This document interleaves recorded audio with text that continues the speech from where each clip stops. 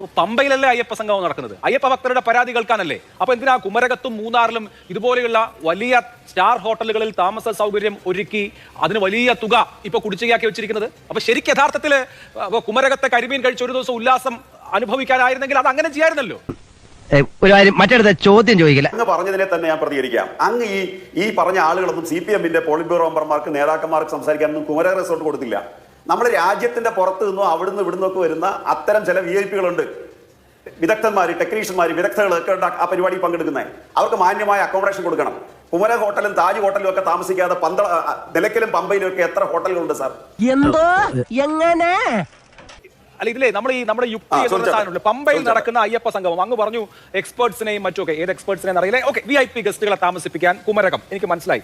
ഈ ലിസ്റ്റിൽ പണം കൊടുക്കാനുള്ള ലിസ്റ്റിൽ വൈൽഡ് മിസ്റ്റ് ഹോം സ്റ്റേ എന്നൊരു സ്ഥാപനമുണ്ട്. ഞാനത് നോക്കുമ്പോൾ അടിമാലിക്കപ്പുറം മൂന്നാർ റൂട്ടിലാണ് അയ്യപ്പ സംഗമം നടക്കുന്നത്. എവിടെയാണെന്ന് നമുക്കറിയാം. ഈ അടിമാലിക്കപ്പുറത്തുള്ള റൂം, അതും ഒരു ഹോം സ്റ്റേ, അയ്യപ്പ സംഗമത്തിന് വേണ്ടി ബുക്ക് ചെയ്തതിന്റെ ഒരു യുക്തി എനിക്ക് മനസ്സിലാവുന്നില്ല. സമീപ പ്രദേശങ്ങളിലൊക്കെ ആണെങ്കിൽ നമുക്ക് നിങ്ങൾക്ക് അറിയാവുന്ന ഒരു കാര്യമാണ് നിങ്ങൾ അല്ല, ഞാൻ പറയട്ടെ, പമ്പയിലും മറ്റ് സ്ഥലങ്ങളിലും മാത്രമായിട്ട് റൂം എടുക്കാൻ പറ്റില്ല. കേരളത്തിന് പുറത്തുനിന്ന് വരുന്നവർക്ക് കേരളം ഒരു യൂണിറ്റാ. അപ്പൊ ശബരിമലയിൽ രാവിലെ എത്തത്തക്കവണ്ണം അല്ലെങ്കിൽ 10 മണിക്ക് എത്തത്തക്കവണ്ണം അവർക്കൊരു 3 മണിക്കൂറോ 4 മണിക്കൂറോ യാത്ര ചെയ്താൽ എത്താൻ പറ്റുന്ന സ്ഥലമൊക്കെ എടുത്തിട്ടുണ്ട്. അടിമാലിയും പമ്പയും പത്തനംതിട്ടയും തമ്മിൽ ഒരു 2 മണിക്കൂർ യാത്ര ചെയ്താൽ എത്താവുന്ന സ്ഥലമാണ്, അല്ലെ 2.5 അല്ലെ 3 മണിക്കൂർ. അപ്പൊ രാവിലെ അവർക്ക് 7 മണിക്ക് തിരിച്ചാൽ 10 മണിക്കത്തെ സംഗമത്തിൽ പങ്കെടുക്കാം. കുറച്ചു ബുദ്ധി ഉണ്ടായിരുന്നെങ്കിൽ മന്ദബുദ്ധി എന്നെങ്കിലും വിളിക്കായിരുന്നു. അതും ഇല്ലാതായി.